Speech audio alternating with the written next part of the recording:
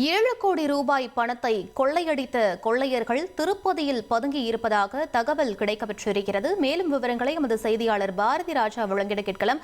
பாரதி ராஜா, இந்த விவகாரத்தின் பின்னணி என்ன? முழு விவரங்களை பதிவு பண்ணுங்க. கண்டிப்பாக நேற்று பெங்களூர்ல தனியார் வங்கிக்கு சொந்தமான பணத்தை எடுத்துக்கொண்டு சென்றிருந்த போது சுமார் 7.11 கோடி ரூபாய் கொள்ளையடிக்கப்பட்டது. ஆர்பிஐ அதிகாரிகள் என காட்டிக்கொண்டு நபர்கள் கொள்ளையை அடித்திருக்கிறார்கள். இதைத் தொடர்ந்து போலீசார் தனிப்படை அமைத்து 8 தனிப்படைகள் அமைத்து விசாரணை நடத்தப்பட்டது. தமிழ்நாடு, ஆந்திரா மற்றும் தெலுங்கானா இந்த மாநிலங்களுக்கு தப்பிச் சென்றிருக்கலாம் என சிசிடிவி காட்சிகளின் அடிப்படையில். என்றால் முதலில் ஒரு இன்னோவா கார் பயன்படுத்தப்பட்டதாக கூறப்பட்டது. ஆனால் அதன் பிறகு தற்போது அவர்கள் 3 கார்களை பயன்படுத்தியிருக்கிறார்கள். ஒரு வேகனார், அதே போல ஒரு ஜென், இந்த கார்களையும் சேர்த்து பயன்படுத்தியிருக்கிறார்கள் என்ற தகவலை போலீசார் கண்டறிந்திருக்கிறார்கள். அது மட்டுமல்ல, அவர்கள் வாகனத்தை 3 திசைகளில், அதாவது ஒசூர் செல்லும் சாலையிலும் அதே போல சித்தூர் செல்லும் சாலையிலும் வாகனத்தை கொண்டு சென்றிருக்கிறார்கள். அதற்கான சிசிடிவி ஆதாரங்களையும் போலீசார் கைப்பற்றிய நிலையில் கொள்ளையர்கள் வாகனத்தை இந்த எல்லை பகுதியிலேயே நிறுத்திவிட்டு, கர்நாடக எல்லை பகுதியிலேயே எங்கேயோ பதுக்கிவிட்டு கொள்ளையர்கள் மட்டும் திருப்பதிக்கு தப்பிச் சென்றிருப்பதாக தனிப்படை போலீசாருக்கு தகவல் கிடைத்ததை தொடர்ந்து திருப்பதி போலீசாரின் உதவியை நாடியிருக்கிறார்கள்.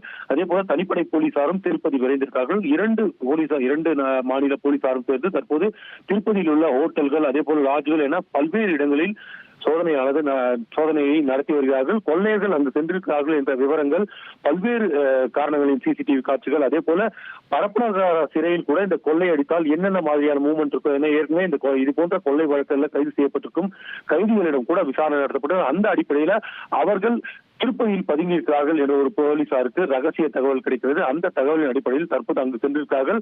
24 மணி நேரத்திற்குள் கொள்ளையர்களை பிடிக்க வேண்டும் என கர்நாடக உள்துறை அமைச்சர் கெடு விடுத்திருந்த நிலையில தற்போது கொள்ளையர்கள் திருப்பதியில பதுங்கியிருக்கிறார்கள். ஆனால் அவர்கள் பணத்தை எடுத்து செல்லவில்லை கையில் என்ற ஒரு விவரம் போலீஸ் மூலம், அதாவது பெங்களூர் போலீஸ் வட்டாரங்கள் மூலம் நமக்கு தகவலாக தெரிய வருகிறது. இதன் அடிப்படையில் தற்போது போலீசார் கொள்ளையர்களை நெருங்கிவிட்டார்கள் என்ற ஒரு நிலைமை தற்போது இருக்கிறது. இருந்தால் இந்த தகவல் அதிகாரப்பூர்வமாக அறிவிக்கப்படவில்லை என்றாலும் கூட போலீஸ் தரப்பிலிருந்து நமக்கு இருக்கும் அதிகாரப்பூர்வ வட்டாரங்கள் மூலம் இந்த தகவல் நம்மால் உறுதி செய்ய முடிகிறது. எனவே அடுத்த சில மணி நேரங்களில் கொள்ளையர்கள் கைது செய்யப்பட்டார்கள் என்ற விவரம் கூட தெரிய வர வாய்ப்பு இருக்கிறது. அதன் பின்னர் தான் அவர்கள் பணத்தை எங்கு பதுக்கி இருக்கிறார்கள் என்ற விவரம் நமக்கு தெரிய வரும். அது மட்டுமல்ல, இந்த கொள்ளை வழக்கை பொறுத்த மட்டில் அந்த கொள்ளை நடந்த இடம் என்பது 3 போலீஸ் எல்லைக்கு உட்பட்ட ஒரு பகுதியாக இருக்கிறது.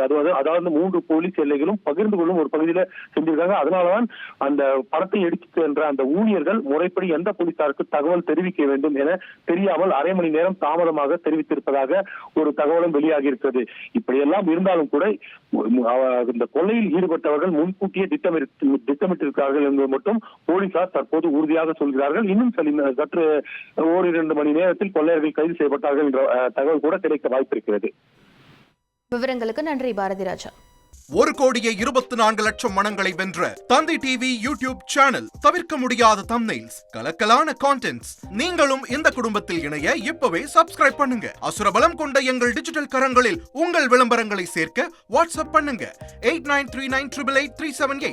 Email advtthanditv@dttv.in.